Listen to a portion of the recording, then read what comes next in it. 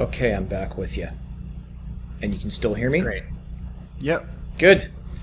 It's, I know Jitsi, especially if you're doing a podcast, it can be a little more of an uphill battle than just kind of using Zoom or something, but I respect it. Good for you.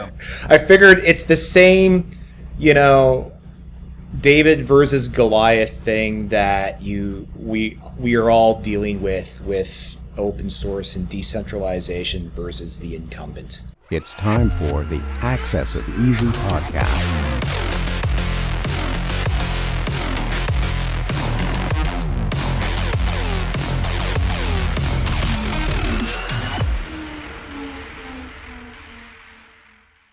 Hey everybody, it's Mark Jeftovic here with Axis of Easy Salon number 19. We're recording this a day early, so Charles and Jesse can't make it, but we have a very special guest. We have Bill Ottman, the CEO and co-founder of Mindscom. How you doing, Bill? Hey. Yeah. So what's on your mind? What's at the front of your attention in this insane world? Well, I think the focus, or what's all-consuming obsession with me these days, is the big tech. I don't want to call it censorship. I think it's something other than censorship. I think it's more of like a quasi-monopoly and an abusive market position. But the way that narratives today are being shaped by big tech, shaped by big media, often working hand in glove with each other, pushing down dissenting voices. And it's not just crowding out dissenting voices. It's that whole delegitimization of dissenting voices, where if you say something that is not 100% in agreement with the prevailing zeitgeist, not only are you wrong and someone to be disagreed with, but you're alt-right, you're a racist, you're a deplorable, you are illegitimate, you don't even have a claim to be able to voice a separate opinion.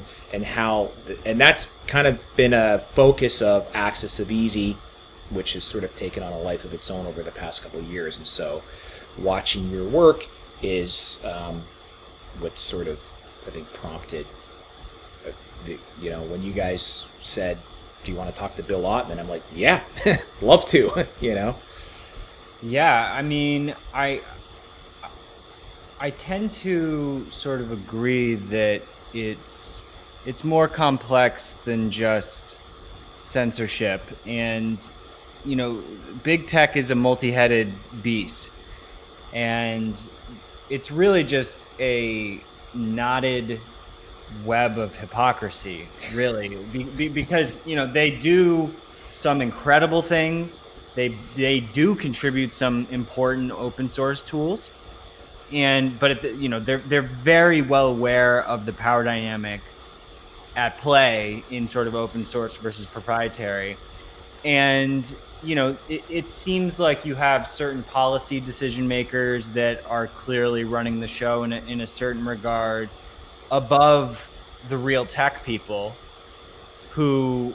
And these policymakers are creating these terms that actually do not make sense, and they are inconsistent, and they don't know how to enforce them, because guess what?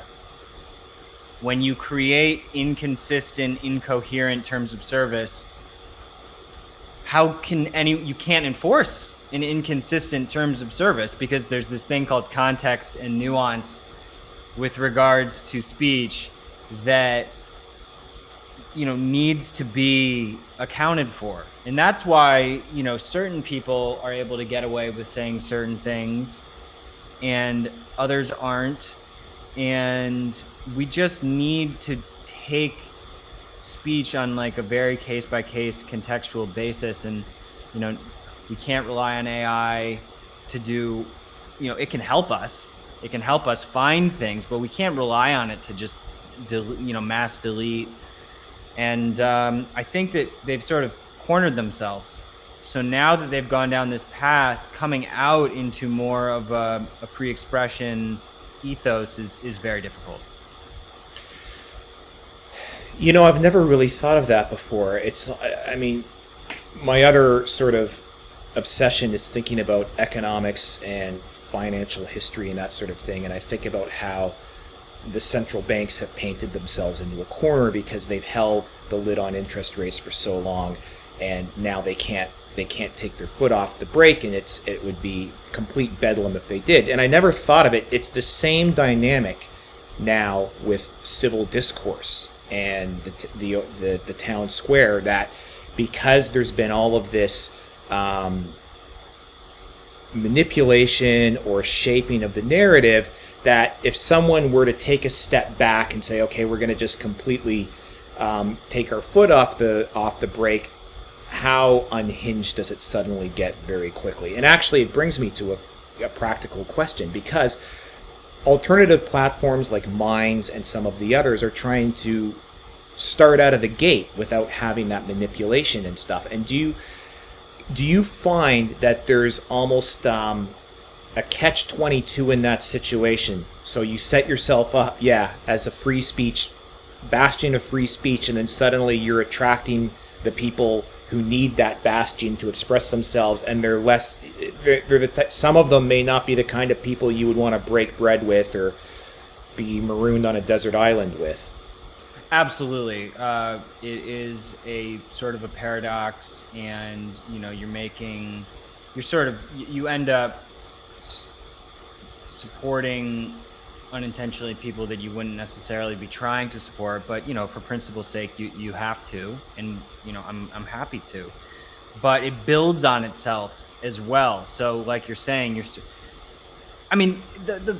but the funny thing is that Twitter and Facebook and YouTube all started off as talking about free speech. Twitter's slogan was free speech wing of the free speech party. Back 10, 15 years ago, all of this radical speech was on there. And no one really seemed to have a problem, because they liked that it was, bringing democracy to the Middle East, and, that there were these mass movements unfolding that were doing good things in the world. And we were seeing this incredible positive impact that an open platform can have around the world. And, I think that now that the magnifying glass is just seeking out all of the controversial speech and really trying to make this huge deal about something that has been going on for decades. It's not to say that there should be no responsibility to it's not to say there should be no responsibility to moderate. Obviously there should be, but it's like, how do you moderate? And what actually effectively de-radicalizes and depolarizes the internet? Ultimately, discourse does. So rather than having these moderators just banning everything haphazardly, it's like, what if you had 20,000 content moderators engaging in discourse? And they were like mental health people and different researchers and people. We've partnered with Daryl Davis and some other de-radicalization orgs to take it head on. And Daryl de-radicalized over 200 members of the KKK literally by befriending them. And you're not going to change anyone's mind by banning them. It's impossible. You're making it physically impossible to change their mind. Right. So even from just like a perspective of physics, almost, it's like this is an empirical issue, and they're not approaching it empirically. They're just thinking about PR. But I'm glad that the data is ultimately on our side, and I'm really confident that we're ultimately going to be able to show that we're able to de-radicalize more people than they are. And in fact, you wonder why the world is exploding right now. Well, guess what? The social media platforms are fueling this unrest. You really got something. You're totally right there. I was actually realizing this morning, like about an hour ago, before I was getting ready to come on here, my wife's like, "What's the matter?" And I'm like, "I feel really bummed out today." And I realized it was because of because I spent more time on social media this morning than I normally would, just to get ready for this podcast. I was kind of looking back at, and I was just like, this is depressing me. And I do notice that on days that I do spend too much time on social media, I am more prone to feeling that way. Now, I mean, we talk about this in the other salons as well. There's a lot, all of this is sort of compounded by lockdown stress that everybody is kind of going through right now. When in the early days, there was this extreme content that I think ran across the entire spectrum, and it seemed less polarizing because it was almost ubiquitous, or I guess uniformly distributed. Everyone could retreat to their respective echo chamber and shoot barbs at each other across no man's land.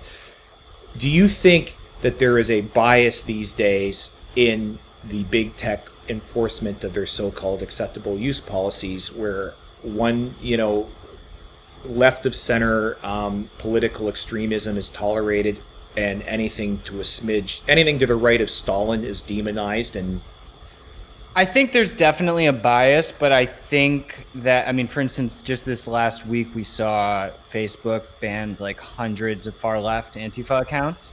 I noticed that, actually. I was going to mention that on this question as well. And so, I think that I think Facebook's content policy is an absolute disaster. Mm-hmm. Agreed. But at least they're starting to be realizing they have to be consistent with regards to, threats and calls for violence and, people kind of inciting riots and this type of stuff. So I do think that there's ultimately bias. I think most of the decision makers are generally leaning left, but at Facebook, Twitter, Google. But the funny thing about Facebook is you've got like Peter Thiel on the board. Mm-hmm. You got libertarian voices in there. So I'm pretty sure that, and I've read I read an in-depth article about wars within Twitter about free speech. I mean, there is internal battle happening. There are people inside trying to push towards a more internet freedom focus, but it's just not even close to getting through, and it's not going to get through because, again, like they're cornered. So I think that yes, the policies are biased, the AI is biased, but I think that the conservative establishment is, they've been going really hard on this. We're seeing executive orders. We're seeing, the whole conservative end of the spectrum sort of freak out about social media censorship. So I think that the networks are starting to realize that they have to throw some bones in terms of at least being consistent. But at the end of the day, it's irrelevant, really, these tiny changes that they make. They're still stuck in a totally restrictive, damaging structure.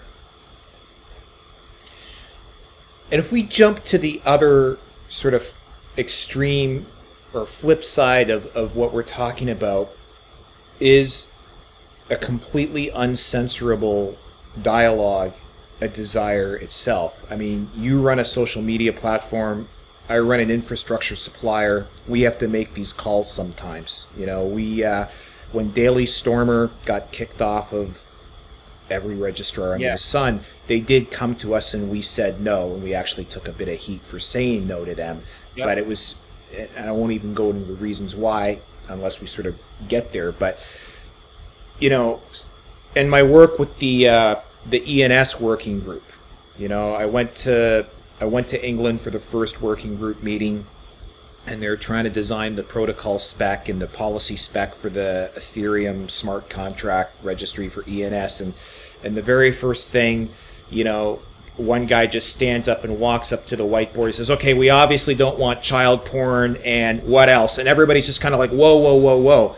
I mean, no, we're not arguing to allow that, but you've just jumped way down the road on an implementation goal that we haven't even got there yet, right? And so over 3 days, I think they started to realize P2P DNS is trickier to get right than people may have thought going in. Uncensorable how desirable is it? Is it desirable? And then they kind of settled towards,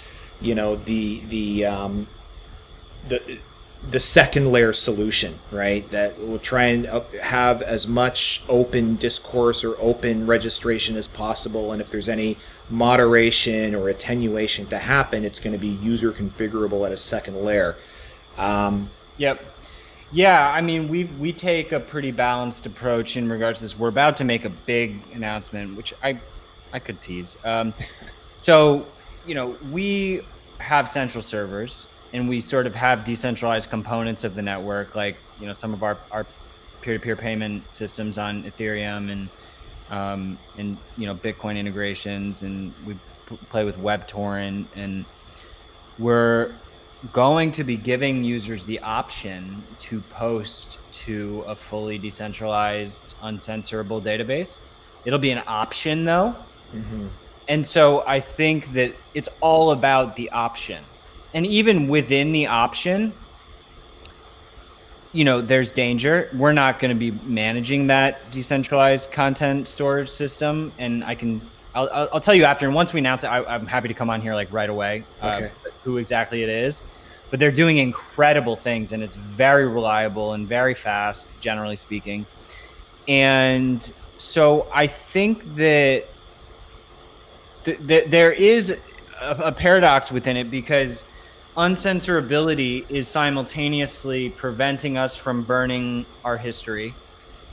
And it's also scary in the sense of all knowledge is just permanent. I mean, all information is permanent. I mean, bad stuff could get up, private information could get stuck there. And so, the way that the project that we're working with is solving it is basically a consensus mechanism between nodes where it is fully permanent, but the nodes can create different content policies and decide which content they're going to host. And so basically they can adopt these quote unquote content policies, which can sort of disregard certain information. But if somebody were to launch their own node and be the fully uncensored node, it could still access it. But if majority of the nodes are not. And I think that ultimately there's really no other option. I mean, you can have more ephemeral type databases, but there's tons of problems associated with that as well. You do want reliability.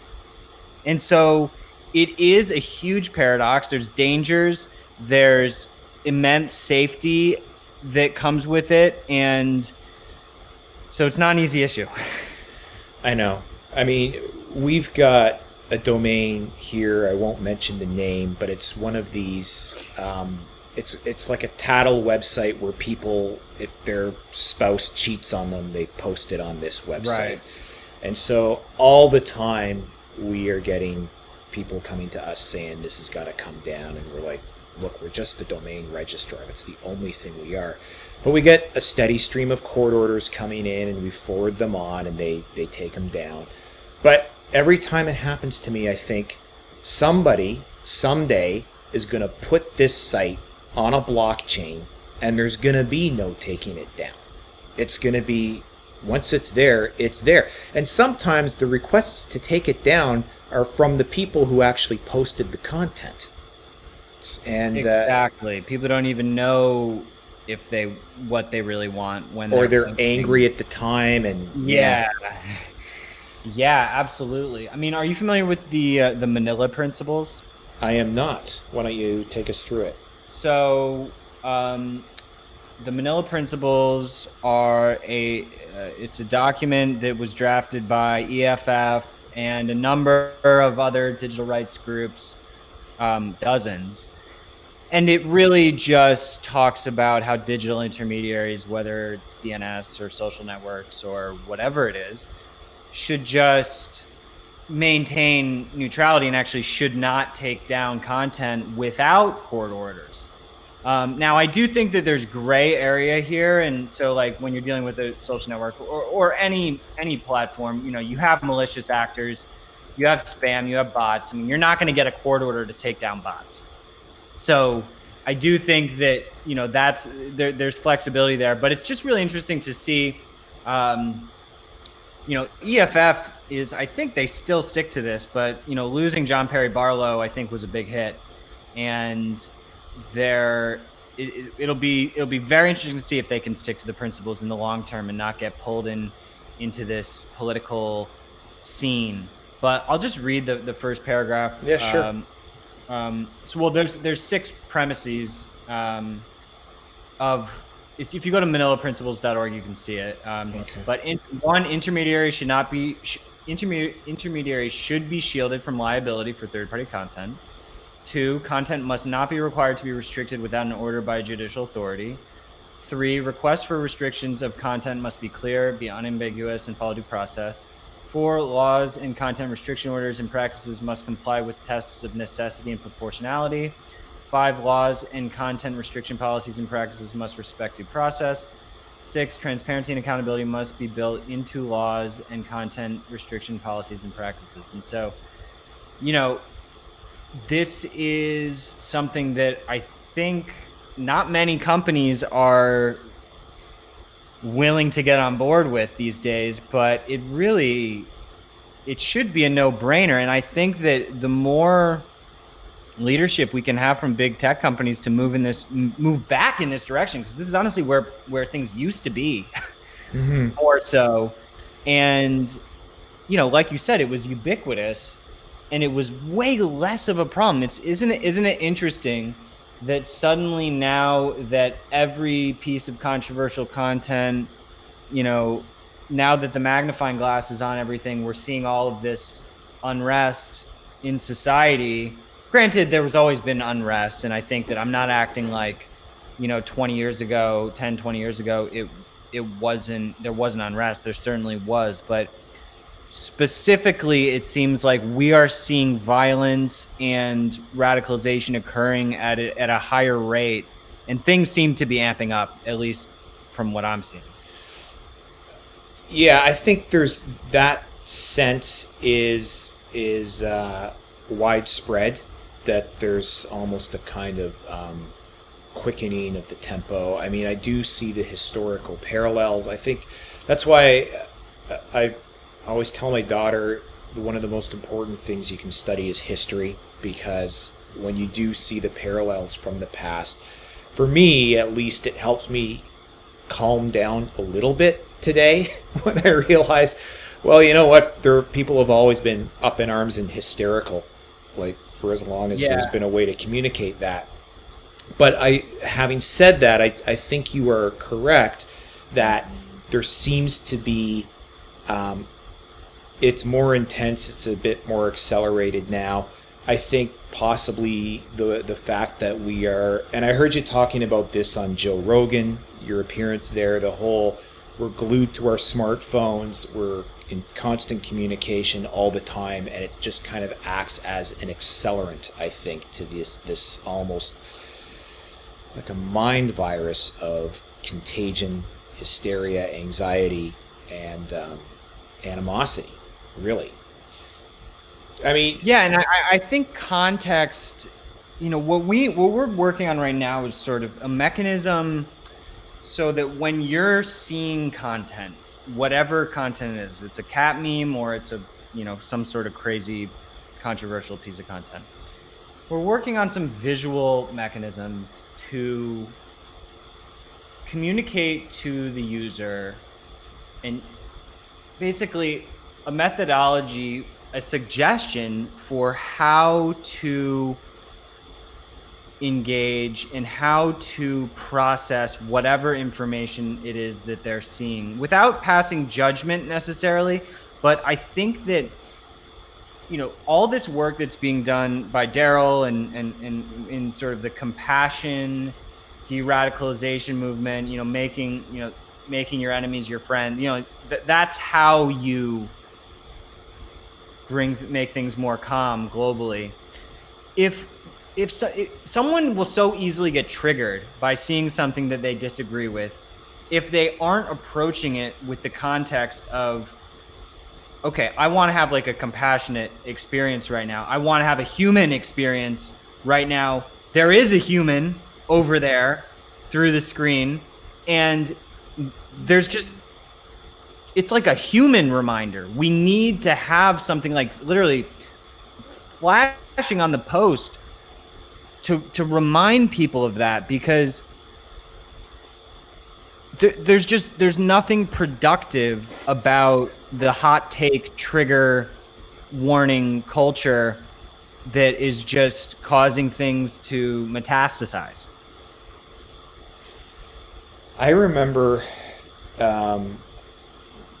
it's probably before your time, but in the mid 90s, there was like this phenomena of ASCII text e-zines, and there was one called Screambaby. And I think the guy who put it out's name was David Smith. Not the same Dave Smith who's the libertarian who does the podcast now, because he's too young, I think.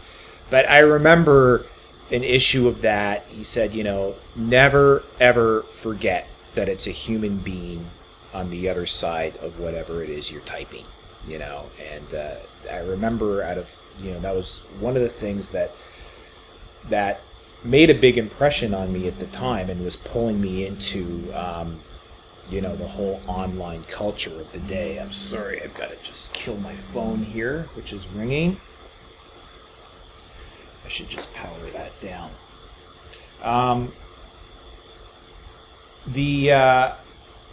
One of the Manila Principles are, that's a good catch-all set, and I think on our side, I think we sort of go by those rules without really being aware that they were called the Manila Principles. What I do notice is that, even court orders, you want a killer application for blockchain. How about a blockchain that helps all these international jurisdictions coordinate their legal processes? Because even if you say, material subject to a court order, where is the proper jurisdiction for that court order, to have authority? Like, we basically say, because we're a Canadian company and we're incorporated in the province of Ontario, it's got to be valid here, which means if it's a foreign court order, you've got to get letters rogatory and have it executed here, and that introduces delays. I just got another one the other day. We're getting some sort of legal process from Russia.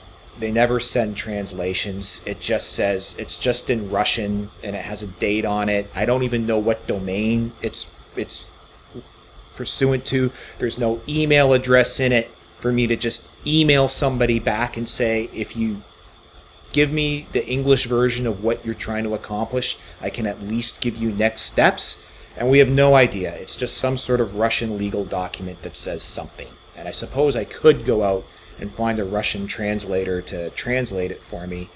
But I just feel like that's not going to scale, right? No, that's not going to scale. And and I think that it's more than fair that the requester puts in the resources to, making that a frictionless process. It to say that a company based in a certain jurisdiction now has obligations to satisfy every global jurisdiction is just totally unscalable. It makes no sense, and no one does that. We have a very similar stance. We're a U.S. company, Delaware, and we're gonna abide by U.S. law. Like, we're just not gonna overcomplicate the situation right now. Twitter, Facebook, Google, they all have different policies in different countries and all different kind of moderation tech and flags in each country. And so there's like a different Twitter in Pakistan than you would see in the US. And but then, the irony is that they won't play ball in China. Mm-hmm. They say, oh, no, we won't do business in China, but they will do business in, very closely related authoritarian. Are they saying regime. They won't do business in China? I thought that my impression is they're clawing over each other to do business in China. It's just on what terms will the Chinese government let them in. And Google they were doing business in China, and they had a minor revolt among their own employees over it. and they still Are you keep talking going about back. in Google, you mean? Yeah, Yeah, they had the whole Dragonfly correct. project. Yeah, and then they sort of denied it was happening. But look, I mean, so yeah, that's exactly what's happening. They're negotiating with the Chinese government because the Chinese government wants the data pipes. They want to be able to. They want their content policy. Google probably does want a more liberal content policy. And so they're fighting about which version of Google is going to make it live over there. And but the reality is that no matter what, they're going to be making compromises compared to the US version. So I just think that from where we're at, we need to stick to our principles. We're a small startup. We have there's really not, there's hardly any benefit to us compromising principles for some authoritarian country that is mad that someone's criticizing one of their politicians. It's not productive. What we would rather do is get banned. We just got banned from the Chinese App Store, and a major Vietnamese ISP. And I would rather just talk with those decision makers, hopefully set up a dialogue, try to educate them in the long term how their country will ultimately be healthier if they can move to more of a real kind of open discourse scenario. But they seem to think that they can control this, but they will lose. The internet will win. I like to think you're right, and that's actually my stated ideology as well. Are you familiar with the George Gilder book, Life After Google? I remember hearing about it, but I didn't read it. Yeah, it's good. And I thought of it when I was watching your Joe Rogan thing. It's like, I wonder if he's read this book. But then the cynical, jaded, exhausted part of me worries that, people don't care. At the end of the day, they want what's easy and what's frictionless, and they have they pay no mind to the privacy and intellectual and personal freedom costs of doing this. That is true. I think both things can be true at the same time. And what is exciting to me is that, well, look, at the end of the day, open source, decentralized apps need to have good UX. It needs to be just as easy. It needs to be easier, to be honest, because hitting network effects now is way harder than it used to be. It's easier actually in certain regards, but way harder in other regards because there's already the monopolies in place. Mm-hmm. But, look at Bitcoin. I mean, if you look at how naturally viral Bitcoin is and how, it's on a schedule, it's growing. It's showing no signs of slowing down. I feel like the open source movement in general is showing no signs of slowing down.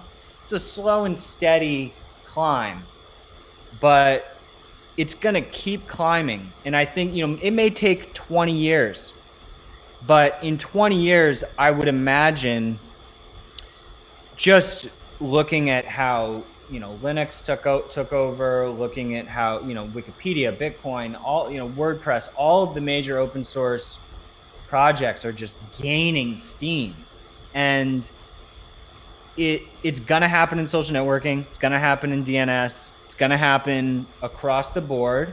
It's a long game, but we can just look at the history of the internet to kind of see the patterns, and so. It's gonna be difficult, and I don't think that they're gonna turn into, Netscape. Well, I mean, what did Netscape actually end up turning into? Did they get bought by? Or did they just? I can't even remember. I can't remember either. But they're not gonna go. Google and Facebook are not gonna go I don't think, the way of MySpace. and just moving into irrelevancy. Right. They are going to be forced to change because their infrastructure is so epic and important that I would imagine we'll get to some sort of a tipping point where we have fully competitive open source decentralized apps with the same user base that are like, you look at the top 10 websites in the world, it'll be like Google, Facebook, and then like a couple open source alternatives, and we're going to be there neck and neck. Hopefully we get there. Probably, who knows? That's very unlikely, but we hope it's possible. Or someone else like us will get there, and then you'll start to see they're gonna start throwing out more open source code. They're gonna start being a little bit more open. They're gonna start. That's just a prediction. Because they already know this game. One of the things that I say frequently in my writings when it comes to big tech is that they are incentivizing their own disruption. Because they're misusing their dominant position, they're not nurturing it carefully. And one of the things we talk about in AxisOfEasy a lot is the defining tension of our time being between protocols and platforms, right? So maybe in the future, as this plays out, it's not going to be top 10 sites. It'll be like maybe the top 5 of the top 10 are platforms, and 5 of the other 5 of the top 10 are some kind of protocol, an open source distributed protocol that is kind of known under some moniker that you and I wouldn't even recognize as a site per se. Like the Fetiverse, for example, right? Are there Minds is completely open sourced. Your code is open sourced. How's that going? Is there any notable forks of Minds or sites that have spun up using the code base? We're getting approached by some big enterprise players right now, and because every major network should be running some sort of a social engine. Mm-hmm. To be running a major, whether it's a news network or a media network, or there's so many huge tech companies that would benefit so greatly from having a social engine within their sites, because they have huge customer bases. If you're talking support, you're talking just community, it has immense benefit. So I'm very interested in the Fetiverse. It's one of those things that we've been saying we're going to do for a couple of years, and we just keep getting pulled down other rabbit holes, like others. Because the thing about the Fetiverse is it's good, it's working, it coordinates nodes, but it's not actually decentralized. It's sort of quasi-decentralized. The nodes can still censor. So it's the policies on each node are still very subject to the same risks as central. It's really just smaller centralized networks talking to each other. But I actually like that model because each node can set its own policies. And I like it too. And a user on a given node can say, well, your policy sucks, and they can just switch to another node or run their own node. Yes, they can, and that's why I like it and support it and want to participate in it. I think it's a great thing. I want to get federated with all the different. ActivityPub is the protocol, and it's great. It's an important option, and I think that ultimately is what the solution is.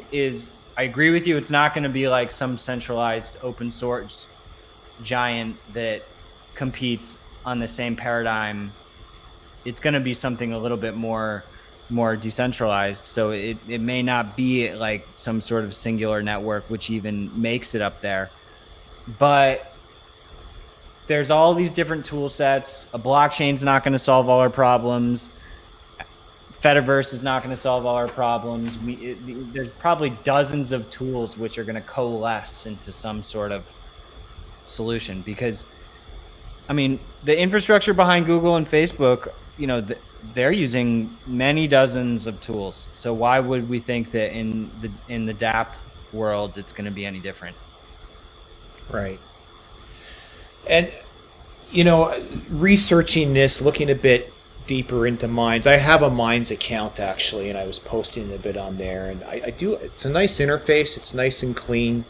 I'm still trying to figure out my way around fully.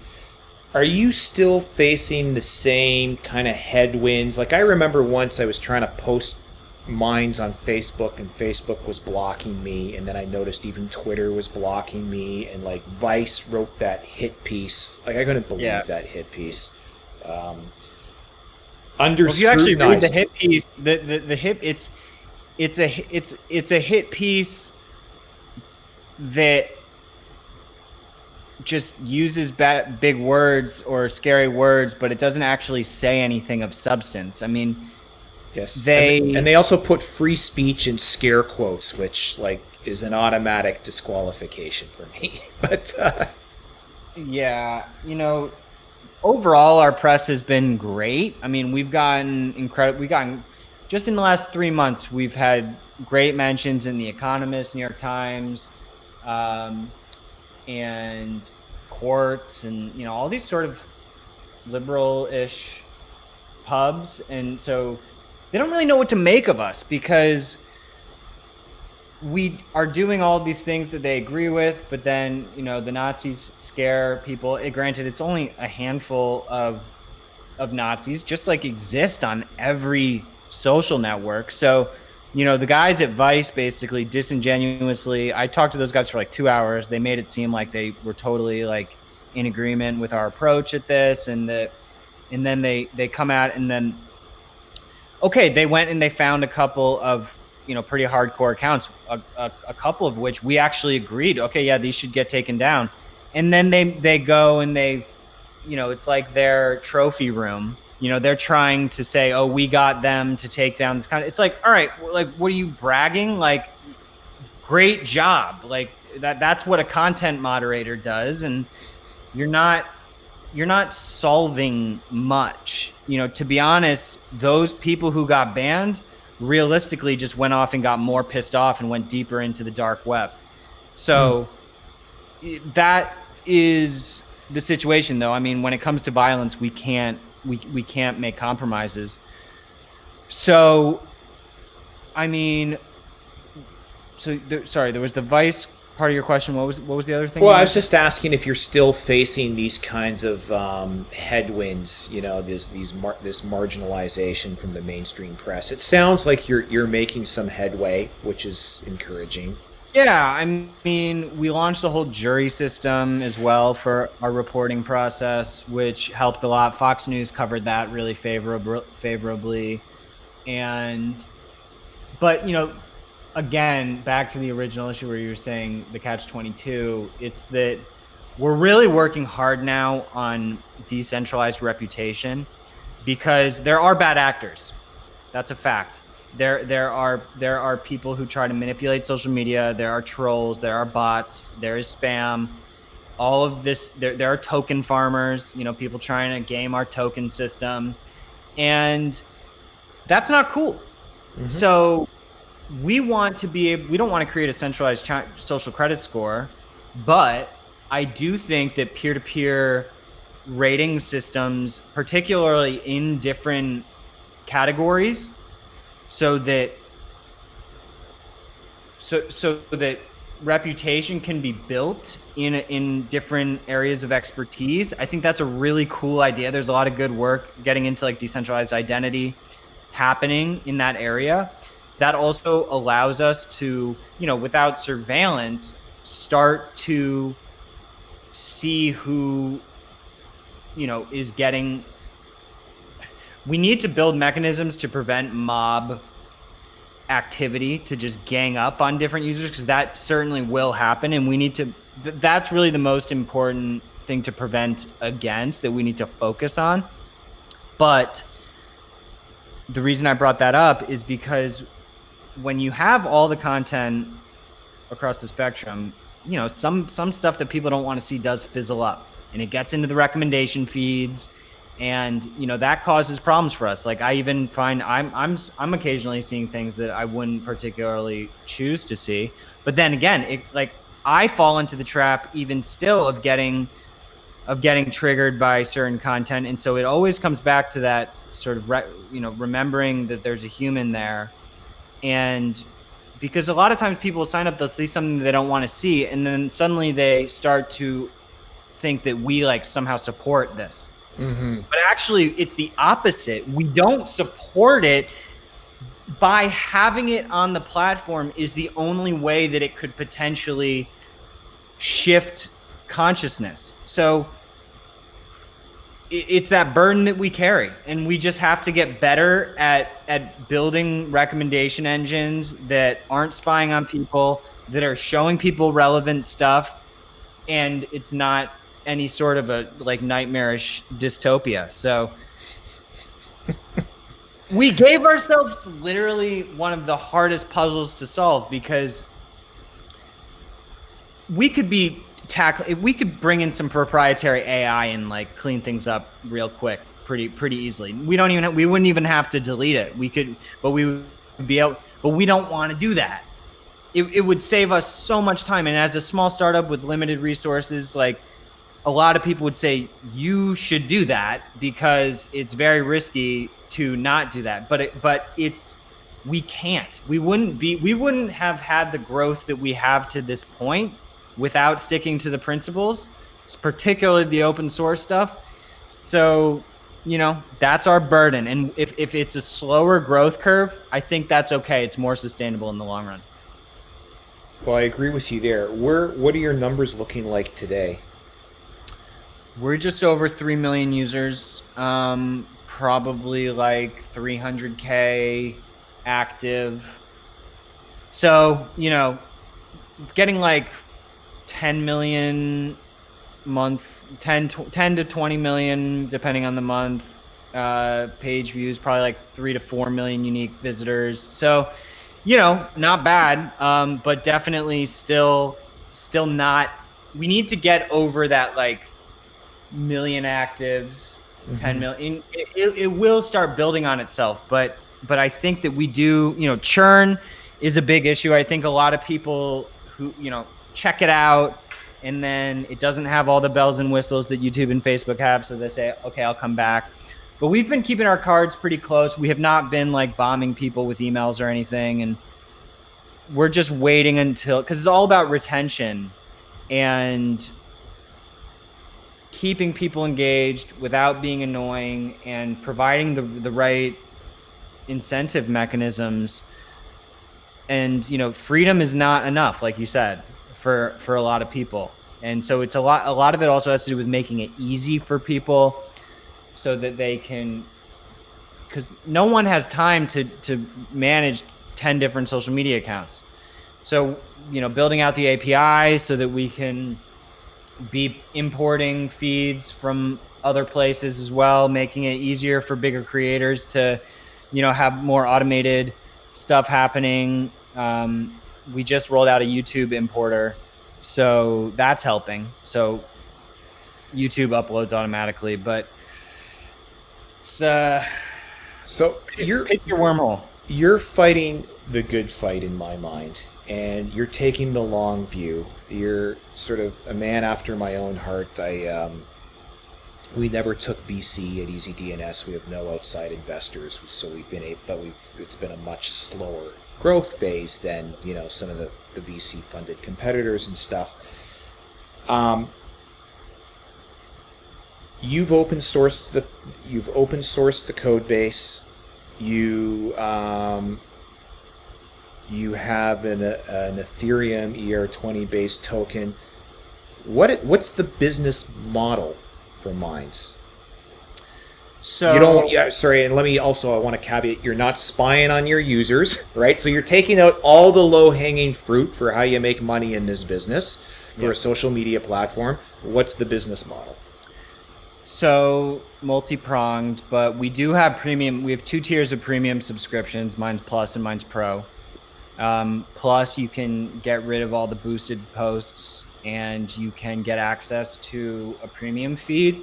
Pro basically enables you enhanced monetization options, and pro users, we're about to roll this out, can when you compose a post, there's a monetization button. You can submit your post to the Minds Plus premium feed, and if it gains traction, we actually share a percentage of our revenue with the creators who help put viral content into that feed. So there's 2 premium subscriptions, $5 a month or $15 a month.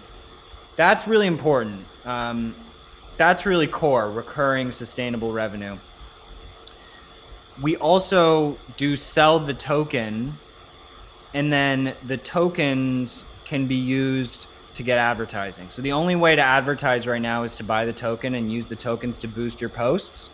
Okay. We sell the token, we count that, we hold the ETH and get rid of it on a monthly basis, and that's deferred revenue. And then when it's like a gift card, pretty much. So you buy a gift card, typically on gift card P&Ls, they count that as deferred, and then when the gift card gets redeemed, that's when they recognize the revenue. Mm-hmm, mm-hmm. So we have that, and people can also buy our products with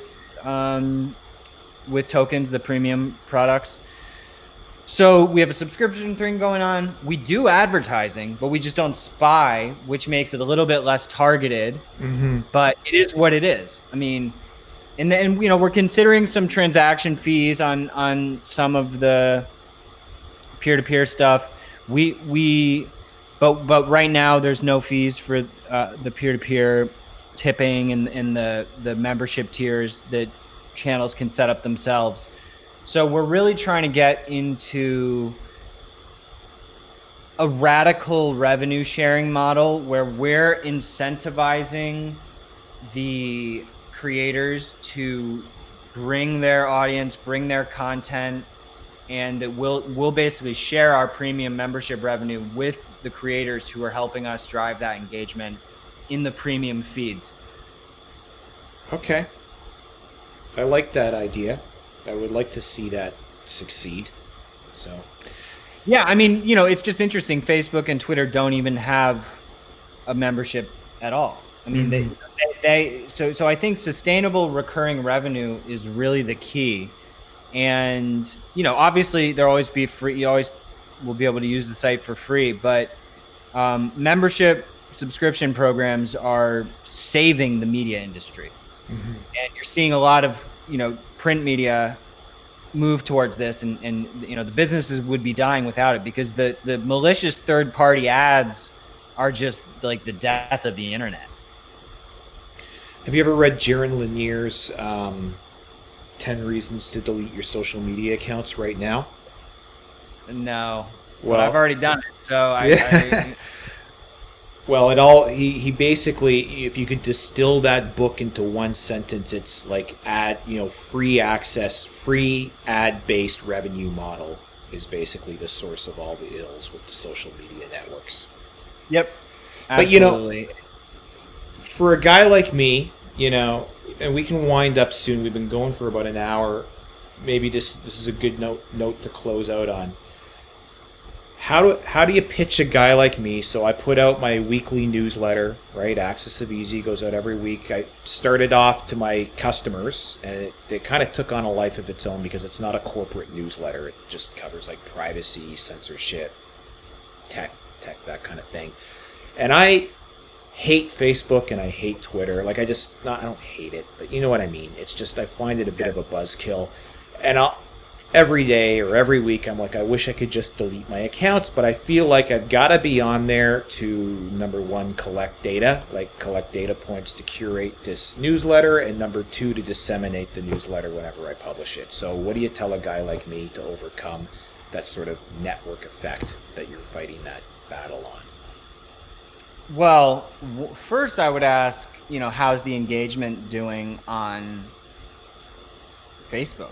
It sucks. Isn't it? It sucks. That's the thing. That's actually, that's a good place to kind of come to the close on, because that's the great irony, is that the billions of users on Facebook don't matter if you can't even reach them, or you can't even reach your own followers on Facebook. So because their algorithm just lets you reach like 5% of your own followers. So what I would say is that we have small to medium size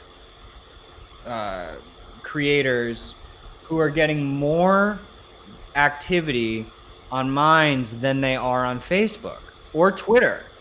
So, you know, for the huge influencers, like, yeah, we're trying to get them as much as possible. We have a handful of them, but ultimately that's absolutely crucial. But if you post that, I would be curious, and we should run some experiments. Get you some tokens, boost every post, and you earn more tokens for the engagement that you receive on your post. So it sort of builds on itself. I would bet that we could probably get you higher engagement on Minds than on Facebook. You know what? Okay, I'm going to take you up. I'll buy the tokens. I'll come in as like I'm just a regular small business coming in, going to try this as opposed to Facebook. We'll buy a bunch of tokens. We'll put out, it might take us a week or two to be ready to do it, but we'll start putting out AxisOfEasy on Minds, and we'll see how it goes. And if it goes better than Facebook, then maybe we'll drop our Facebook account and Twitter. Yeah, let's A/B test it. I mean, we need to be able to. That's a great case study for us. So I'm happy to test it out. You know, I also don't tell people to. I don't typically try to convince people to leave those social networks, because it's not worth it. Like, people need to come to that in their own time, and ultimately it should speak for itself. You shouldn't have to pressure people to do it. Yeah. I mean, I wrote an entire book on how to defend yourself against deplatform attacks and cancel culture. And my whole thing is you use these social networks as your tentacles, right? And the end goal of social media presence is not how many followers you have or how many likes you have. That is just a sort of a step in the funnel of how many followers does it take to get an opt-in to your email list? How many likes does it take to get someone to come back to your website and become a member of your own community, your own platform? I mean, the best engagement we get right now is via email. We send out AxisOfEasy via email, and that's where it pretty well all happens. Absolutely, and that's direct, peer-to-peer, old school, and it's the best. That's why you see a company like Substack really start to kill it right now, because they're just going old school. Yeah. Jesse's MetaViews newsletter goes out on Substack, and Matt Tayabi's on Substack. I see a lot of people on that. In closing, I mean, it's Minds.com is where people are going to go. You do some blogging and stuff. Does all your blogging stuff go out exclusively via the Minds platform? Yeah, everything's there. Find me minds.com/Ottman. Okay. And let's follow up after this. So I'll get your username and we'll get connected and get you set up. Okay. Ready for a blast. I'm excited. Well, I'm Mark JR on Minds, and what I'll do is I'll go in and I'll create a Easy DNS or an AxisOfEasy account, and we'll kind of go from there. Nice, you're verified now. All right, thank you. I got a blue check finally. Got a blue check. And it's not a popularity contest on Minds. If you can, we do like post KYC stuff. So yeah, if you're verified somewhere else, we're not handling all the sensitive information, but that's a whole other rabbit hole to go down. Is validating identity. But cool, man. Let's do this again. This was really fun. Yeah, it was. Okay, great. So Bill Ottman, Minds.com, and this was AxisOfEasy Salon number 19.